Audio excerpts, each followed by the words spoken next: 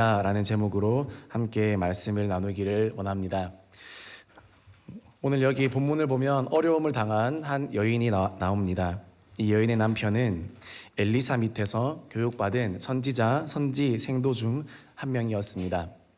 그런데 그만 일찍 죽어버렸습니다. 설상가상으로 빚진 사람이 찾아와서 남아있는 두 아이를 데려다가 종으로 삼고자 그렇게 협박을 했습니다. 이제 남편은 없고 돈을 벌 수 있는 상황도 아니라서 남아있는 이 두 아이마저 빼앗기게 된 참으로 어이없고 비참하고 가혹한 그런 현실 가운데 놓여져 있었습니다. 그러나 이 어려운 상황 가운데 이 여인은 그저 그냥 주저앉아 있지 않았습니다. 이 여인은 주의 종인 엘리사를 찾아갑니다. 이것이 그녀에게 신의 한 수가 되었습니다. 오늘날로 말하면 주의 종들에게 찾아갔다는 것입니다. 흔히들 이렇게 생각할 수 있습니다. 신앙 문제라면 모를까? 어떤 금전적인 문제, 그리고 경제적인 문제, 또는 건강의 문제, 또는 다른 여러 가지 문제들을 주의 종이라고 해서 어떤 그렇게 뾰족한 수가 있을까? 그렇게 우리가 생각을 많이 할 수가 있습니다. 사실 이렇다한 뾰족한 수는 없을 수도 있습니다. 그러나 우리 삶이 한계 상황에 부딪히고 몰리고 더 이상 내 힘과 나의 경제적인 능력과 나의 건강과 또 내가 돈 주고 배웠던 그런 교육들로 그 모든 것들로는 더 이상 상황을 해결할 수 없을 때가 있습니다. 누구나 인생을 살면서 그러한 순간들은 맞이하게 되고 그런 순간을 우리는 바로 위기라고 부릅니다. 더 이상 나의 힘으로, 나의 지식으로, 나의 계산을 뛰어넘는 상황과 일들이 우리 앞에 몰려올 때가 있습니다. 그럴 때는 우리는 아무것도 할 수 없는 것입니다. 그럴 때는 인간의 지식도 인간의 지혜도 별로 의미가 없습니다. 그럴 때 필요한 것이 바로 하나님의 도움의 손길입니다. 주의 종을 하나님과 자신 사이에 맺어준 그런 기도의 통로요, 축복의 통로요, 은혜의 통로로 활용할 줄 아는 성도는 참 지혜로운 성도라는 것입니다. 그래서 오늘 이 여인은 비록 가진 것 없고 또 부족하고 연약했지만 그러나 자신의 인생의 위기 가운데 하나님을 개입시킬 수 있는 그런 영적으로는 참 지혜로운 여인이었다고 우리가 볼 수 있습니다. 이것이 회복의 시작이 되고 회복의 출발이 되었다는 것입니다. 어려운 일이 있습니까? 또는 말 못할 고민이 있습니까? 그것들을 말하지 못하고 마음속에 혼자 쌓아두는 성도님들도 많이 있습니다. 목회자들에게 말하기도 그렇고 목자 목녀에게 말하기도 그렇고 말할 데가 없어서 혼자인 것 같고 그렇게 외롭게 쓸쓸하게 그렇게 녹아져 내려가는 그런 사람도 있습니다. 그러나 말을 해야 됩니다. 그리고 주의 종들에게 도움을 구해야 됩니다. 오늘 이 여인의 태도를 보니까 부르짖었다, 엘리사에게 부르짖었다라고 말합니다. 엘리사가 하나님도 아닌데 왜 부르짖습니까? 그래도 주의 종에게 또 하나님의 사람들에게 우리가 도움을 구하면 하나님이 간섭하시고 하나님의 지혜가 임할 수 있기 때문에 그렇게 부르짖는 것입니다.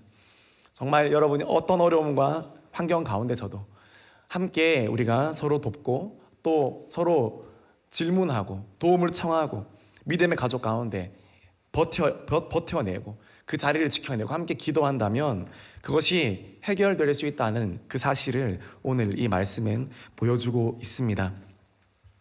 이렇게 찾아갔더니 엘리사 선지자가 이 여인에게 묻습니다. 너의 손에 가진 것이 무엇이냐? 내 집에 무엇이 있는지 내게 말하라. 우리 열왕기하 4장 2절에 보면 엘리사가 그에게 이르되 내가 너를 위하여 어떻게 하랴? 내 집에 무엇이 있는지 내게 말하라. 이렇게 말했습니다. 그때 이 여인이 말합니다. 저희 집에는 기름 한 그릇 외에는 아무것도 없나이다 라고 그렇게 말합니다. 현재 이 여인이 가지고 있는 재산 목록 1호이자 전부는 바로 이 기름 한 그릇입니다.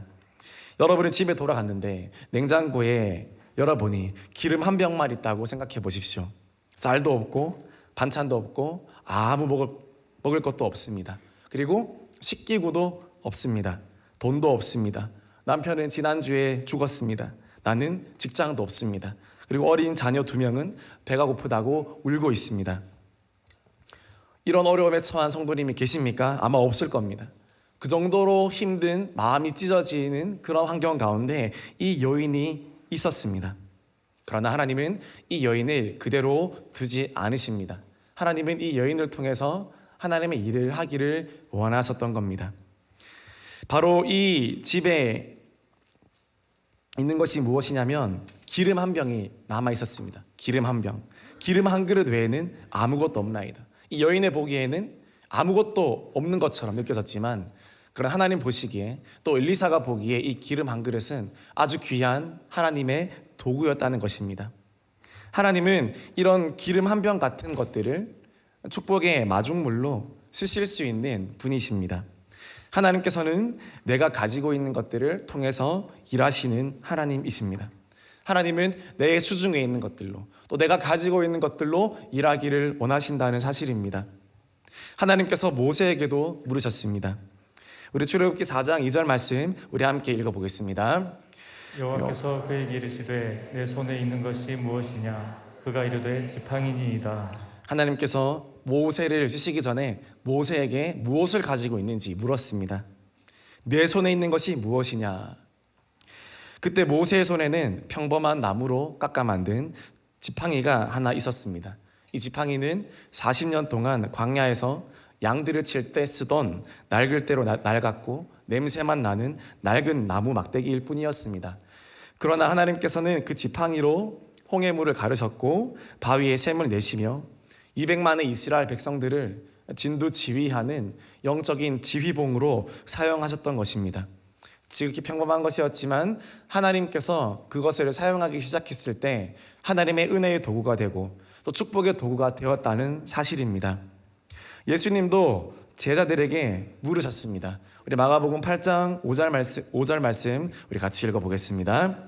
예수께서 물으시되 너희에게 떡 몇 개가 있느냐? 이르되 7이로소이다 하거늘. 너희가 떡이 몇 개 있느냐라고 제자들의 수중에 있는 것이 무엇인지 예수님께서 물으셨습니다. 떡 일곱 개밖에 없었습니다. 그러나 이 적은 떡도 드릴 때에 수많은 사람들이 배불리 먹고 남았습니다. 이처럼 하나님께서는 우리가 가지고 있는 것들을 통하여서 축복의 마중물을 흘려 보내십니다. 사실 마중물은 별로 보잘것이 없습니다. 한 바가지의 물일 뿐입니다. 그러나 이 마중물은 아주 큰 역할을 합니다.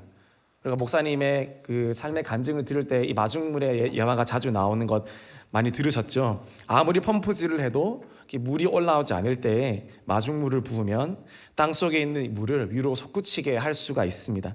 공기를 다 빼고 이 물이 밑에 있는 지하수를 끌어올린다는 것입니다. 말 그대로 물을 마중하러 나가는 그 물입니다. 또 다른 샘을 터뜨리는 물입니다.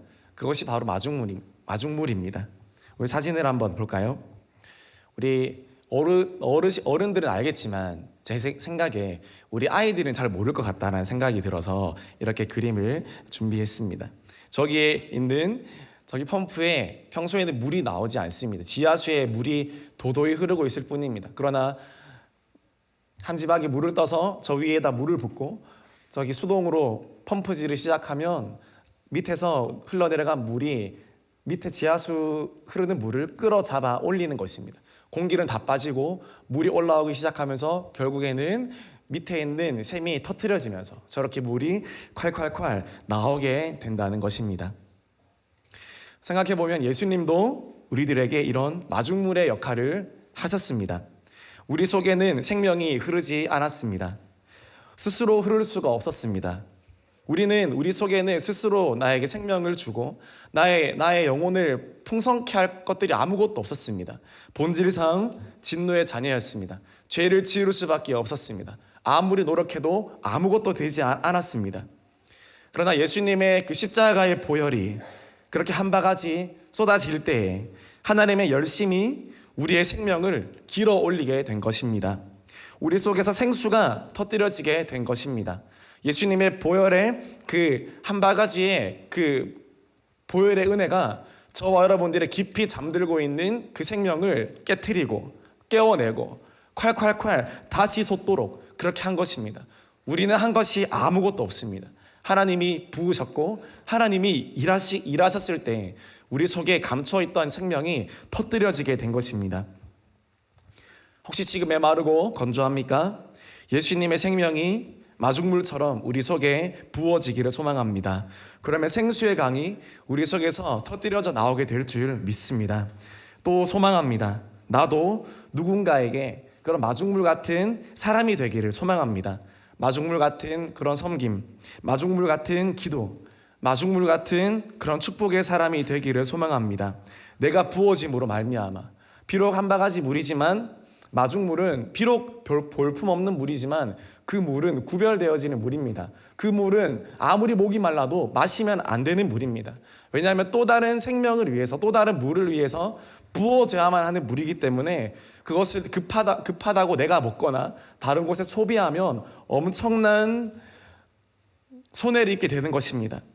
그래서 이 마중물은 너무너무 소중한데 정말 우리가 이 마중물 같은 섬김으로 다른 사람들이 보기에는 에이 그 무슨 물이 한 바가지밖에 안 되는 물이 그 기도가 그 섬김이 어떻게 무슨 효과가 있겠어 라고 말하지만 하나님은 예수님께서 그러하셨던 것처럼 우리의 섬김을 마중물로 이용하셔서 저와 여러분의 모든 섬김이 고귀한 사명을 깨우고 생명을 깨우는 귀한 은혜의 물로 사용하실 줄 믿습니다. 오늘 본문에 나온 이 여인에게 있어서는요, 이 기름 한 그릇이 마중물 같은 것이었습니다. 축복의 시작이었습니다. 사람이 아무리 가진 것이 없어도 반드시 하나는 가지고 있더라는 것입니다. 우리가 여기서 그것을 알 수 있습니다. 정말 아무것도 없는 것 같은 이 여인이지만 그러나 한 가지는 가지고 있다는 것입니다. 하나님은 다 뺏어가시는 분이 아닙니다. 하나님은 다 몰수하시는 분이 아닙니다. 하나님은 반드시 축복의 통로를 남겨두시는 하나님이십니다. 우리 하나님이 사용하시고자 하는 것들을 우리 삶 가운데 남겨주신다는 사실입니다. 사람들은요, 늘 자신의 없는 것만 보기 쉽습니다. 나를 볼 때도, 우리가 자녀를 볼 때도, 그리고 배우자를 볼 때도 우리는 늘 생각합니다. 이게 없네, 저게 없다. 이게 부족하네. 저것만 있었더라면, 내 자녀가 이것만 했더라면, 내 배우자가 이것만 채워졌더라면, 그렇게 생각하고 불평하고 불만합니다. 그러면서 화목하지 않고 서로 기대할 수 없고 잘한 것마저 별로 잘한 것처럼 보이지 않고 그렇게 되어져 갑니다. 그런데 하나님은 그렇게 말씀하시지 않습니다. 하나님은 이렇게 말씀하십니다. 너 이게 있네? 너 이 소중한 걸 가지고 있네? 너는 이거를 정말 잘하는구나. 이걸 한번 사용해 볼래? 내가 너한테 준 건데 이거를 한번 사용해 보지 않겠니? 우리가 가진 것들을 하나님께서는 사용하기를 원하시고 다른 사람들이 없다 하지만 그러나 하나님께서는 분명히 우리가 쓸 수 있고 하나님을 위해서 쓸 수 있는 그것을 하나 꼭 우리에게 마련하셨다라는 사실입니다. 그 눈을 열어서 그것을 보지 않겠습니까? 그리고 그것을 사용하지 않겠습니까? 두 손이 있습니까? 여전히 나는 많은 것을 가지고 있는 사람입니다. 두 손을 모아 기도할 수 있기 때문입니다. 내가 내 마음을 나눌 수 있는 그런 친구가 있습니까? 믿음의 친구가 한 명 있습니까? 정말 많은 것들을 가진 것입니다. 함께 마음을 나누고 함께 기도하고 함께 해결해 나갈 수 있는 그런 은혜가 그 사람에게 있다는 것입니다. 좋은 교회가 있습니까? 모든 것을 가진 사람입니다. 그 교회를 통하여서 수많은 은혜의 마중물이 흘러가서 여러분의 잠들어 있는 생명을 깨우기 때문에 모든 것들을 가진 자입니다. 우리는 이처럼 가진 것이 많습니다. 혹시 이 자리에 이 예배당에 앉아 있는 여러분, 가진 것이 없다라고 생각하면 안 됩니다. 이 예배당에 이 시간에 앉아 있는 것만으로도 우리는 하나님이 너무나 많은 것들을 주셨고 또 주실 계획인 하나님의 자녀들인 것입니다. 그것이 믿을 때 우리는 감사할 수 있고 또 우리의 고난과 어려움 가운데서도 믿음을 포기하지 않고 감사하고 기도할 수 있다는 것입니다. 우리의 가진 것들을 주님께 온전히 드려지기를 주님의 이름으로 축복합니다. 그럴 때 엘리사가 이어서 말합니다. 열왕기하 4장 3절 말씀 우리 같이 읽겠습니다. 이르되 너는 밖에 나가서 모든 이웃에게 그릇을 빌리라. 빈 그릇을 빌리되 조금 빌리지 말고. 빈 그릇을 빌려라. 이웃에게 그릇을 빌려라. 빈 그릇을 빌리되 조금 빌리지 말고라고 말합니다. 조금 빌리지 말라는 말은 무슨 말일까요? 많이 빌려라는 말이겠죠. 굳이 많이 빌려라 말하지 않아도 조금 빌려라 라고만 말해도 이 여인은 단번에 알아들었을 것입니다.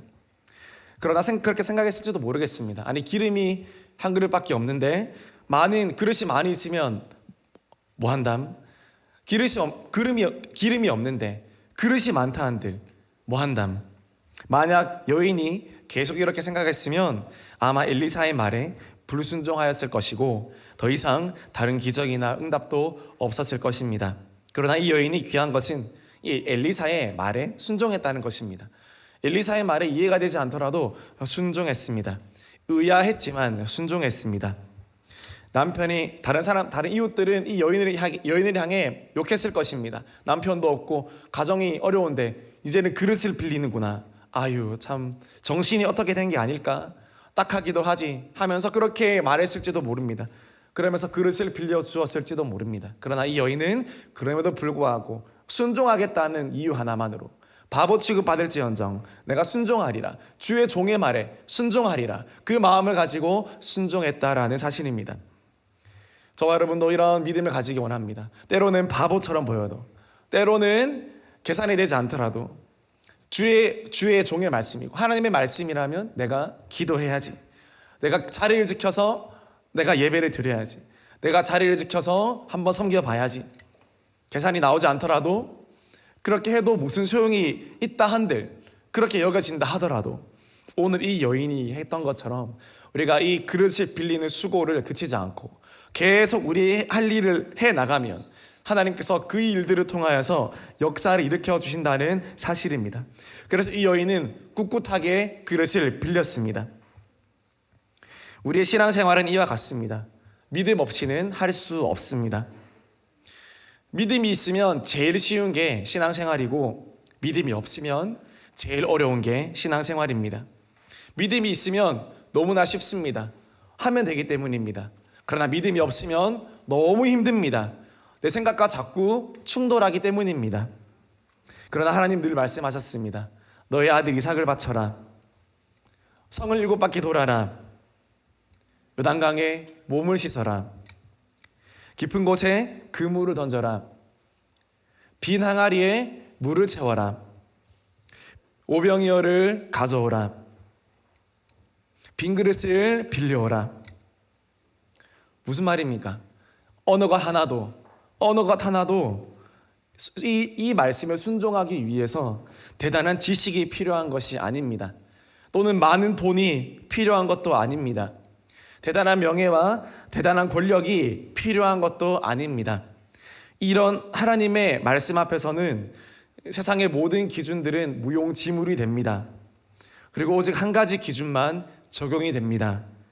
믿음입니다. 나보다 나를 더 잘 아시는 하나님, 나의 길을 인도하실 것이라는 하나님, 위대한 기적을 베푸실 것이라는 하나님, 그 하나님을 믿는가가 모든 것들을 결정한다는 것입니다.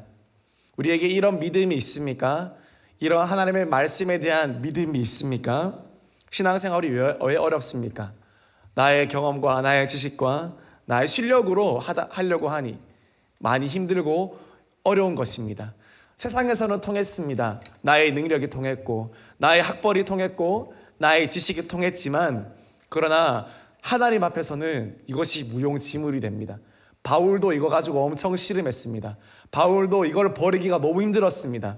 바울도 정말 세상에서는 끝내주는 사람이었기 때문에 복음을 전도할 때도 내가 배웠던 수많은 언변과 실력과 신학적인 지식으로 엄청나게 하려고 했지만 그러나 결국 바울이 깨달은 거는 이거 다 배설물이구나. 하나님이 일을 할 때는 이거 배설물밖에 되지 않는구나. 그것을 바울은 깨달았습니다.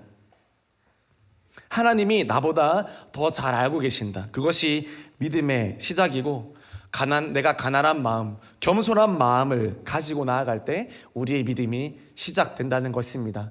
혹시 이 믿음과 나의 생각 가운데 씨름하시는 성도님 계십니까? 이 믿음을 붙잡게 되기를 주님의 이름으로 축복합니다. 믿음으로 승리하기를 소망합니다. 하나님이 더 잘 아신다는 겁니다. 우리가 수학여행을 갈 때 버스를 타지 않습니까? 운전기사 아저씨가 기사 아저씨가 운전을 합니다. 여러분 그럴 때 버스 타면서 의심합니까? 아, 이 기사 아저씨 좀 불안한데?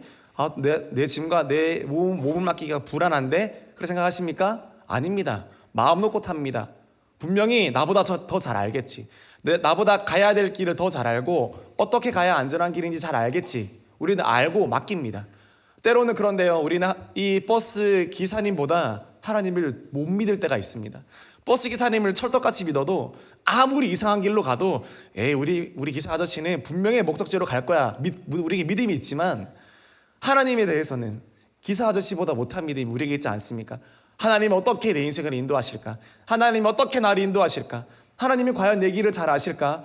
하나님이 과연 나의 자녀의 길을 잘 인도하실 수 있을까? 왠지 불안한데 그런 마음이 우리 속에 있다면 우리는 기사 아저씨보다 하나님을 덜 믿어드리는 것입니다. 우리에게 정말 필요한 믿음, 정말 하나님을 향한 믿음, 우리에게 이 믿음이 있게 되어지기를 소망합니다.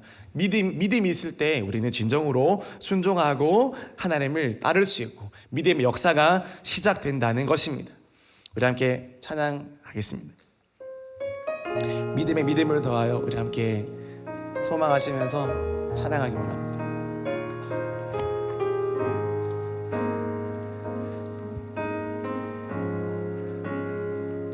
어두운 침묵 속에서도 난 믿네.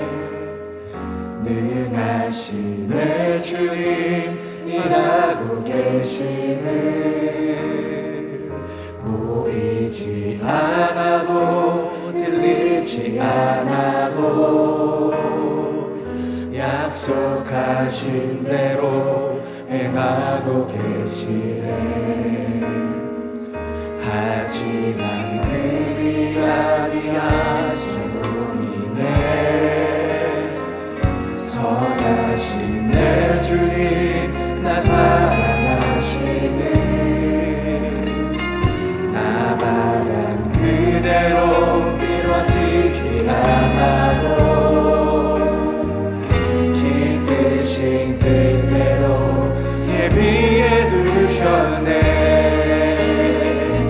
믿음에 믿음을 더하여 주님의 크신 손 붙들이 나들이 고백을 주 살아갑니다. 마침내 주 얼굴 볼 때에 기쁨에 가득 난 길이 나들이 고백을 주 살아갑니다.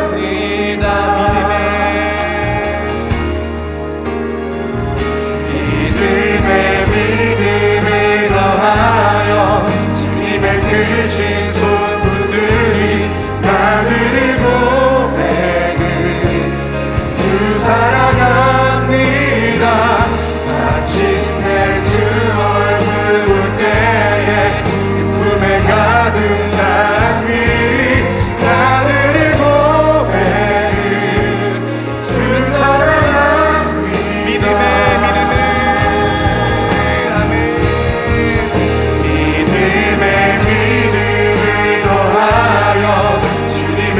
주님 손 붙들이 나들이 고백을 주 사랑합니다.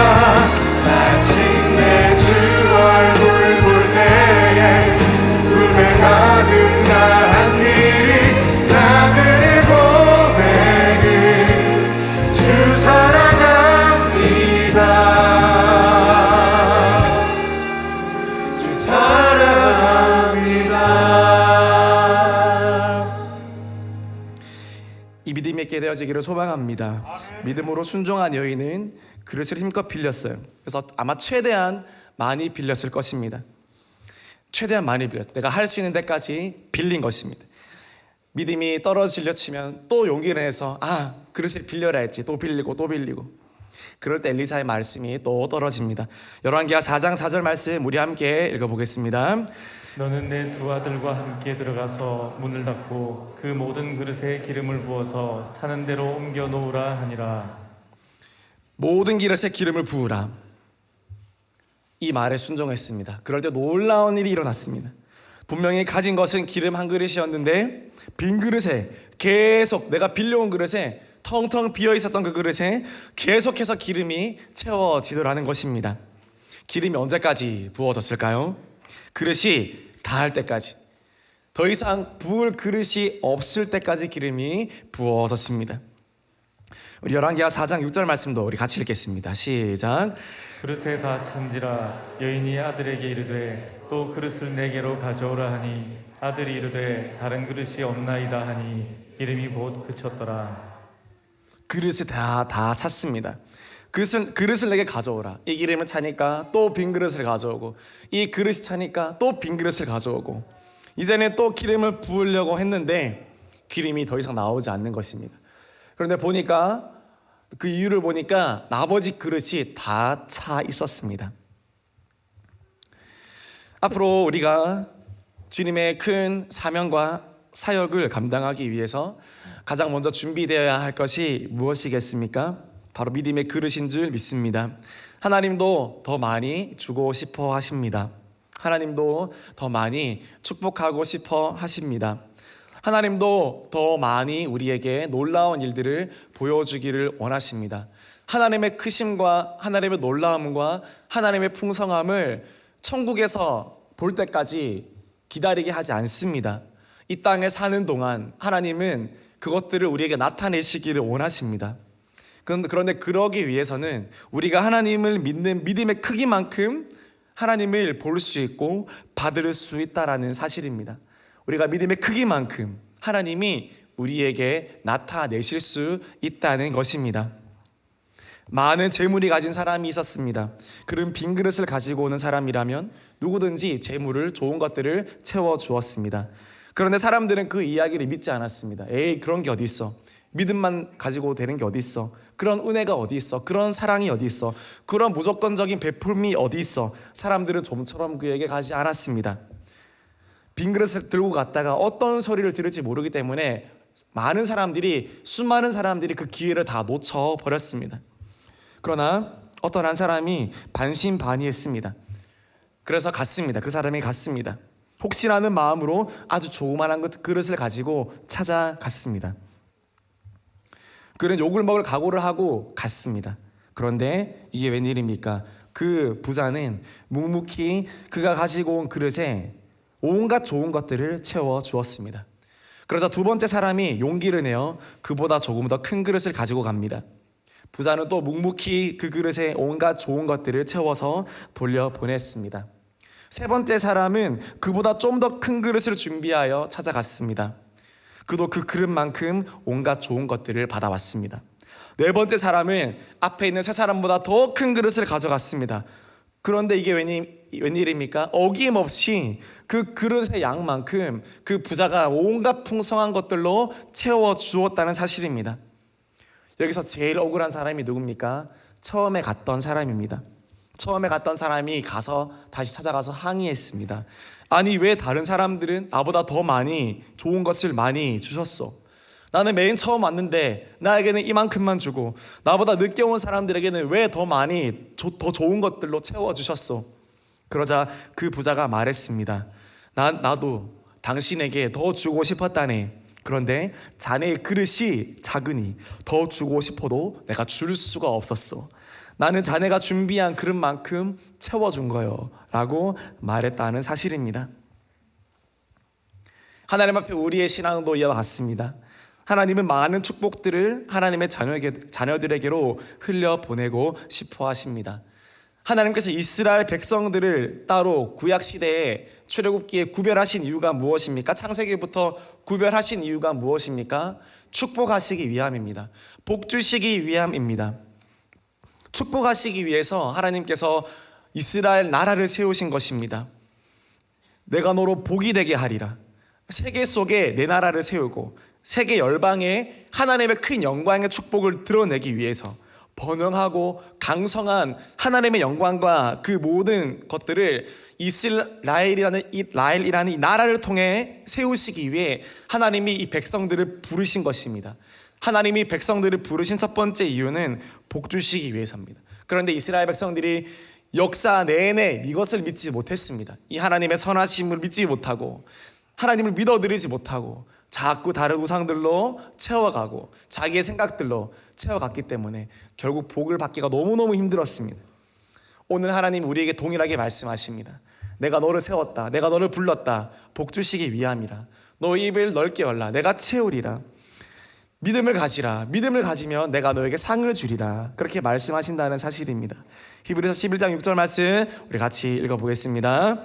믿음이 없이는 하나님을 기쁘시게 하지 못하나니 하나님께 나아가는 자는 반드시 그가 계신 것과 또한 그가 자기를 찾는 자들에게 상 주시는 이심을 믿어야 할지니라. 아멘. 시편 81편 10절 말씀 같이 읽겠습니다. 나는 너를 애굽 땅에서 인도하여 낸 여호와 내 하나님이니 내 입을 크게 열라 내가 채우리라 하였으나. 아멘. 우리가 입을 10개 열면 내가 채우리라. 내가 하나님입니다. 하나님이 채우신다는 것입니다. 그러므로 우리가 앞으로 더욱더 우리의 그릇을 키워나가기를 소망합니다. 믿음의 그릇을 키우고 그리고 또 기도의 그릇도 키우고 사랑의 그릇도 키우고 인격의 그릇, 실력의 그릇, 섬김의 그릇 모든 그릇들이 우리 교회가 또 저와 여러분이 이 그릇이 넓어질 때 정말 더 많은 것들을 담을 수 있지 않겠습니까?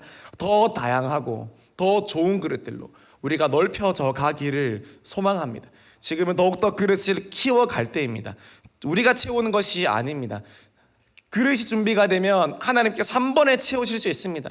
그 그릇이 아무리 넓은 그릇이라 하더라도 하나님께서 한 번 풍성하신 하나님 부으시면 채워진다는 사실입니다. 하나님 우리 가정에 이 믿음의 그릇이 더욱더 넓어지게 하여 주시옵소서. 하나님 정말 나의 또 우리 교회에 하나님께서 주시는 그 많은 것들을 얻기에 받기에 충만한 그릇을 하나님 우리에게 허락하여 주시옵소서. 그 그릇이 넉넉하게 준비되면 하나님께서 우리 그릇을 통해 일하게 되실 줄 믿습니다. 오늘 이 이야기는 어떻게 끝이 납니까? 본문에 나오는 여인이 결국 이 기름을 다 팔았습니다. 엄청난 재산을 거두어 들었습니다. 그래서 빚도 다 갚고 자녀들도 더 이상 종으로 팔려가지 않아도 되고 남편은 비록 없지만 그러나 이 엘리사의 도움으로 이제는 이 가정을 이끌어 나갈 수 있는 그런 완전히 회복된 가정이 되었다는 것입니다. 말씀을 마무리합니다. 하나님 앞에 우리의 믿음의 그릇이 잘 준비되어지기를 원합니다. 크신 하나님을 소망하면서 우리가 끝까지 기도하며 나아가기를 원합니다. 나는 너무 작습니다. 나는 너무 좁습니다. 그러나 하나님은 크신 하나님이신 줄 믿습니다. 하나님께서 우리를 통해 우리 그릇을 통해 채우심을 오늘도 기대하시고 오늘도 그것을 소망하시면서 여러분이 포기하지 않고 기도할 때 여러분의 그릇 가운데 풍성한 하나님의 은혜가 또 우리 교회의 앞날에도 하나님의 풍성한 축복이 가득가득 넘치게 채워지게 될 줄 믿습니다. 우리 같이 찬양하겠습니다. 같이 올라오셔서 찬양하겠습니다.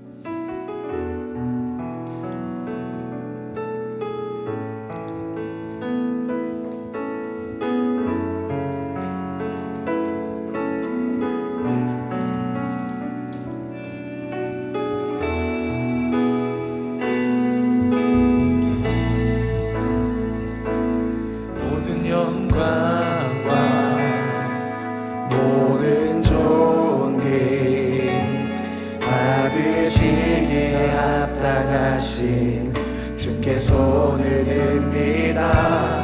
모든 영광과 모든 존귀 거룩하신 주의 이름 높여 모든 영광과